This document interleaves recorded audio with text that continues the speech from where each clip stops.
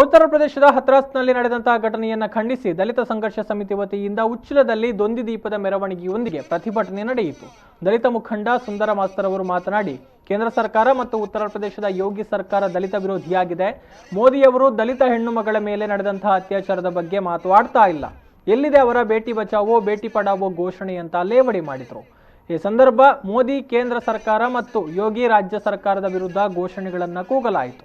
ಸಂದರ್ಭ ಉಡುಪಿ ಜಿಲ್ಲಾ ದಲಿತ ಸಂಘರ್ಷ ಸಮಿತಿ ಸಂಚಾಲಕ ಸುಂದರ ಮಾಸ್ಟರ್, ದಲಿತ ಮುಖಂಡರಾದ ಶ್ಯಾಮರಾಜ್ ಬಿರ್ತಿ, ದಿನಕರ ಮುಳ್ಳಗುಡ್ಡೆ ಮತ್ತಿತರರು ಉಪಸ್ಥಿತರಿದ್ದರು.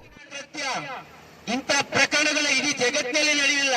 ಅಂತ ಪ್ರಕರಣಗಳು ನಡೀತಿದ್ರು ಕೂಡ ಬಾಯಿಗೆ ಬೀಗ ಹಾಕಿಕೊಂಡು ಸ್ಪೀಕರ್ ಹಚ್ಚಿಕೊಂಡಂತೆ ಬಾಯಿ ಬಿಡದಪ್ಪ ನಮ್ಮ ಪ್ರಧಾನಮಂತ್ರಿ ಇಂಥ ಒಂದು ಪ್ರಧಾನಮಂತ್ರಿ ನಮಗೆ ಬೇಕಾ ಹೇಳಿ ಧಿಕ್ಕಾರ ನರೇಂದ್ರ ಮೋದಿಗೆ,